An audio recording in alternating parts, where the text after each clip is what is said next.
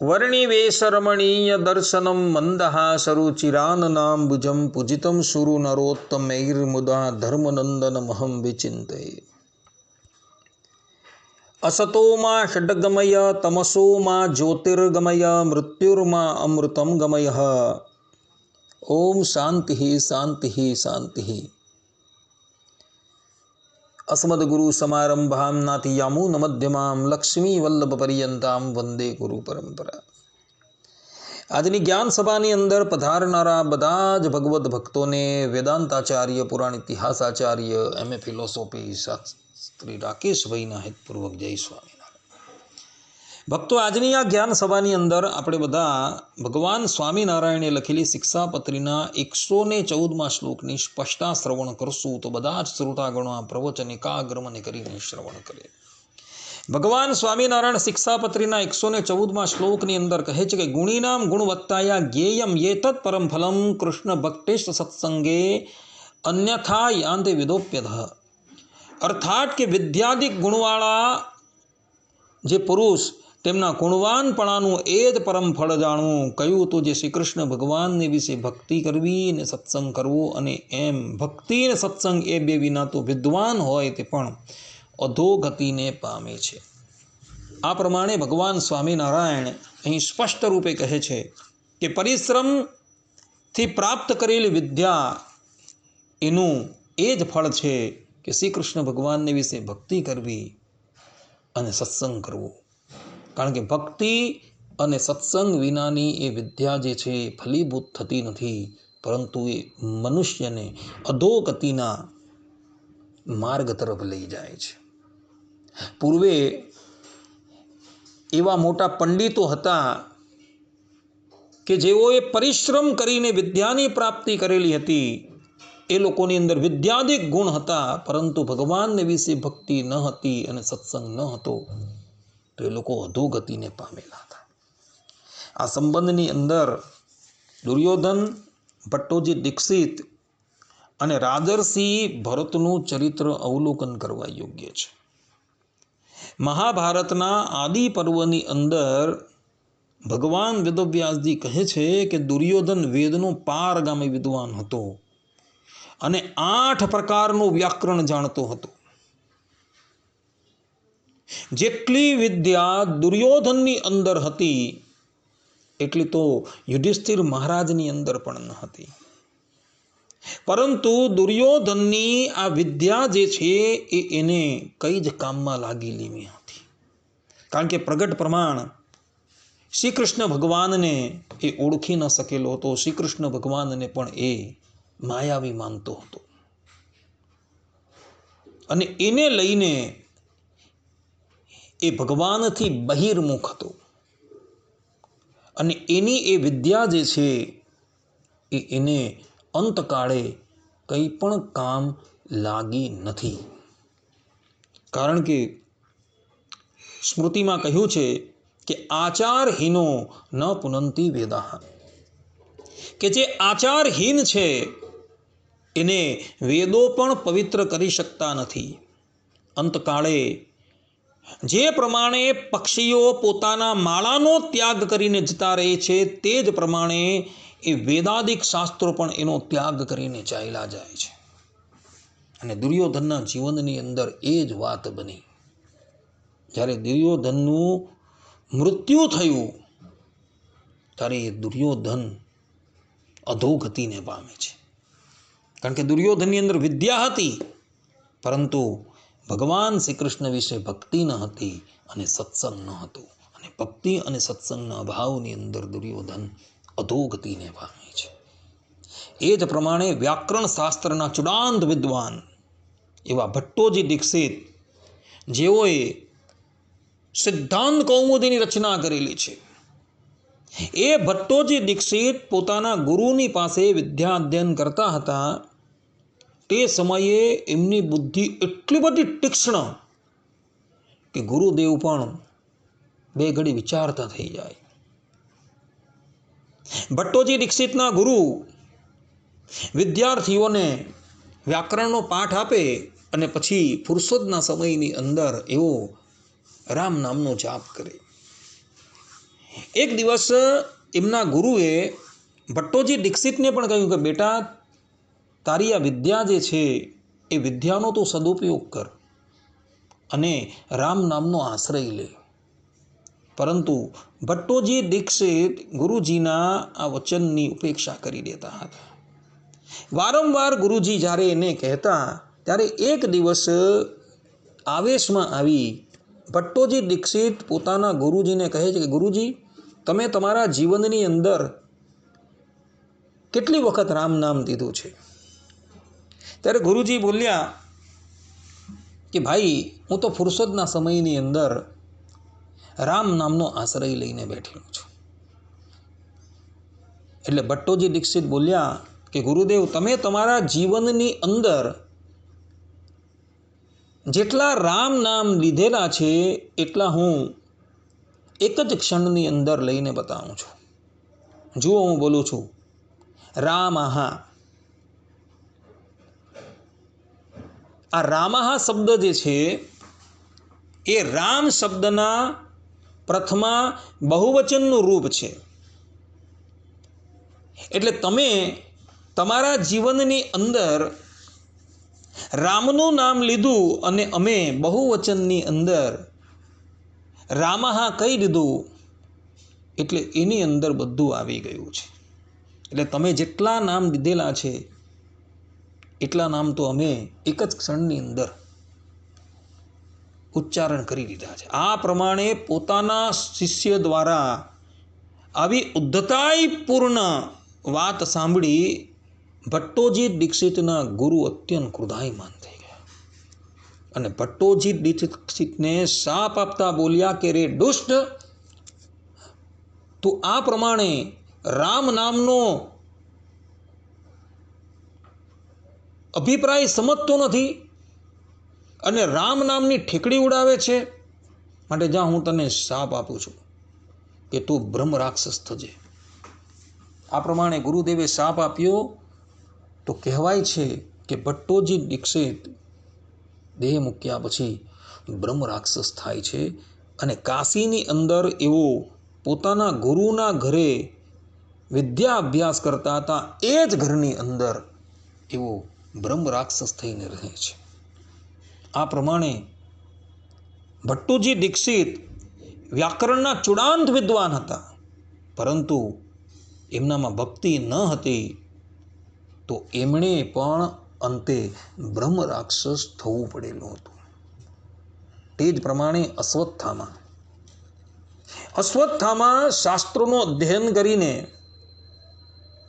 મહાત્માઓનો સંગ કરી દેહથી પર થઈ ગયો હતો, અર્થાત કે બ્રહ્મરૂપ થઈ ગયો હતો. પરંતુ પ્રગટ પ્રમાણ એવા શ્રી કૃષ્ણ ભગવાનને જાણી ન શક્યો અને શ્રી કૃષ્ણ ભગવાન તથા પાંડવોના દ્રોહપરાયણ થયો. તો અંતે જતા અશ્વત્થામાની પણ અધોગતિ થઈ હતી. માટે ભક્તો, પરિશ્રમ કરીને તમે વિદ્યા પ્રાપ્ત કરી હોય તો વિદ્યાનું એ જ પરમ ફલ છે કે પ્રગટ પ્રમાણ ભગવાન શ્રી હરિને વિશે ભક્તિ થવી. કારણ કે સ્કંદ પુરાણમાં કહ્યું છે કે વિદ્યાદિ ભીર ગુણેર નૃણામ સાધિતેર અપી કિમ ફલમ યદ્યંતે નિયતે યામ્યેર દૂતેર ભક્તિ વિના હરેહે.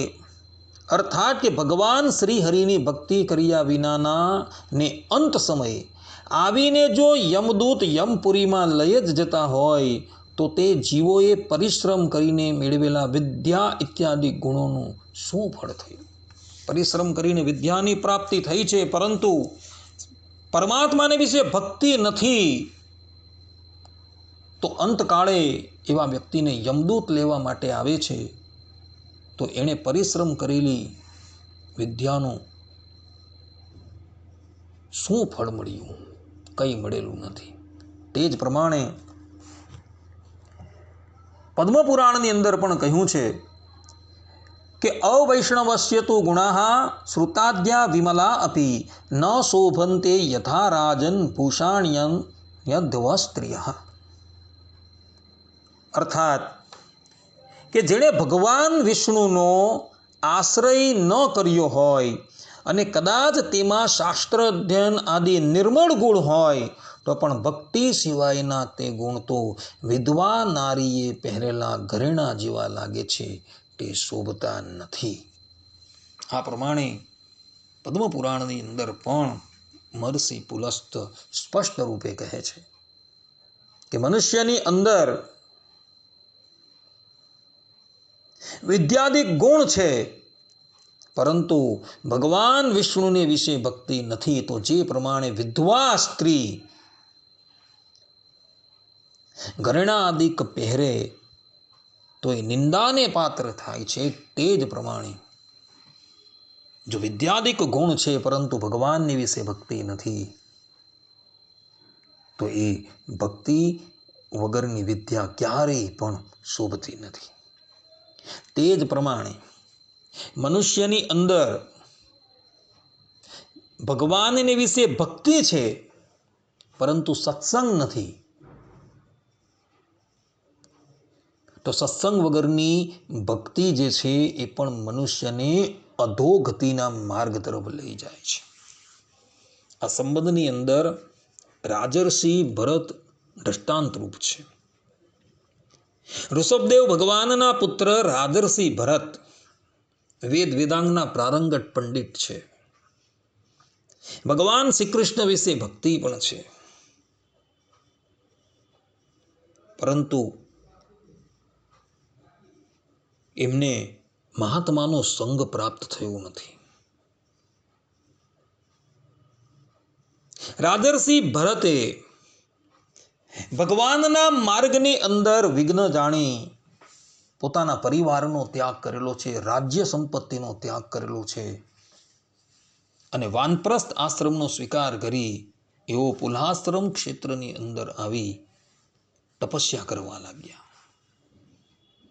પરંતુ એક દિવસ ગંડકી નદીની અંદર પ્રાતઃકાળે સૂર્યદેવનું સ્તવન કરતા હતા અને એવા સમયની અંદર એક મૃગ શ્રાવકનું બચ્ચું તણાતું એમની પાસે આવ્યું અને એ મૃગ બાળકને એઓએ બચાવી એ બાળકને એઓ પોતાના આશ્રમમાં લઈ આવ્યા અને એ બાળકનું એવો પાલન કરવા લાગ્યા. પ્રારંભની અંદર તો એઓએ બાળકનું પાલન કર્યું, પરંતુ ધીરે ધીરે કરતા ભરતજીની આસક્તિ એ બાળકની અંદર વધવા લાગી અને પછી તો જપ છે, તપ છે, ભગવાનની આરાધના છે, એ બધું જ એઓએ એક બાજુ મૂકી દીધું અને દિવસ રાત એઓ એ મૃગ શાવકના પાલનની અંદર જ જોડાઈ ગયા છે. તે સમયે ભરતજીની પાસે કોઈ કહેનારું હતું નહીં. કોઈક વ્યક્તિ એને ટકોર કરતે કે હે ભરતજી, ભગવાનનું ભજન કરવાને અર્થે તમે તમારા પરિવારનો, રાજ્યનો, સમૃદ્ધિનો ત્યાગ કરી દીધો અને આ મૃગ બાળકની અંદર તમે જોડાઈ ગયા છો, એમાં આસક્ત થઈ ગયા છો. જો આ પ્રમાણેની ટકોર કોઈ કરતે તો ભરતજી કદાચ બચી જતે, પરંતુ તે સમયે એમને ટકોર કરનાર કોઈ ન હતું અને એને લઈને એવો એ મૃગના બાળકની અંદર બંધાઈ ગયા અને એવા બંધાઈ ગયા કે ભરતજીનો અંતકાળ આવ્યો ત્યારે પણ એમના મનની વૃત્તિ જે છે એ મૃગરૂપે થઈ ગઈ હતી અને અંતે મતિઃ સા ગતિઃ એ શ્રુતિ પ્રમાણે ભરતજીની મતિ એ મૃગરૂપે થઈ ગઈ હોવાથી એવો બીજા જન્મની અંદર મૃગના શરીરને પામે છે. માટે ભક્તો, કેવલ ભક્તિ એ કરીને કલ્યાણ નથી. જેટલી ભક્તિ જરૂરી છે એટલો સત્સંગ પણ જરૂરી છે. કારણ કે ભક્તિ અને સત્સંગ વગર મનુષ્ય અધોગતિના માર્ગ ઉપર જાય છે એના દ્રષ્ટાંત દુર્યોધન છે, ભટ્ટોજી દીક્ષિત છે, અશ્વત્થામા છે અને ભરતજી છે. શાસ્ત્રોની અંદર કહ્યું છે કે સત્સંગ લબ્ધયા ભક્ત્યા સહી મામ્યો નિસેવતે, અર્થાત કે સત્સંગથી ભક્તિ પ્રાપ્ત થાય છે, પછી તે મારી ઉપાસના કરે છે. આ પ્રમાણે ભગવાન શ્રી કૃષ્ણ ઉદ્ધવજીને કહે છે. એ જ શ્રીમદ ભાગવતની અંદર ભગવાન શ્રી કૃષ્ણ પુનઃ ઉદ્ધવજીને કહે છે, પ્રાયેણ ભક્તિ યોગેન સત્સંગેન વિનોદ્ધવ નોપાયો વિદ્યતે સંગ પ્રાયણમ હિ સતામહમ. અર્થાત કે હે પ્રિય ઉદ્ધવ, મારો એવો નિશ્ચય છે કે સત્સંગ અને ભક્તિ યોગ આ બંને સાધનોનું અનુષ્ઠાન કરતા રહેવું જોઈએ. પ્રાય આ બંને સિવાય સંસાર સાગરથી પાર થવાનો બીજો કોઈ ઉપાય નથી, કેમ કે હું સત્પુરુષોનું મહાન આશ્રય છું. આ પ્રમાણે ભગવાન શ્રી કૃષ્ણ શ્રીમદ ભાગવતની અંદર કહે છે. માટે ભક્તિ અને સત્સંગ એ બંને એકબીજાના પૂરક છે. સત્સંગથી જ ભક્તિ આવે છે અને ભક્તિથી જ પરબ્રહ્મ પરમાત્માની પ્રાપ્તિ થાય છે.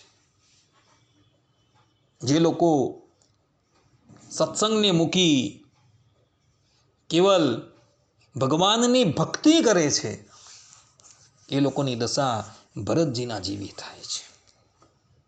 જે લોકોની પાસે જ્ઞાન છે પરંતુ પરબ્રહ્મ પરમાત્માને વિશે ભક્તિ નથી, તો એ લોકોની હાલત દુર્યોધન, અશ્વત્થામા અને ભટ્ટોજી દીક્ષિત જેવી થાય છે. માટે ભક્તો,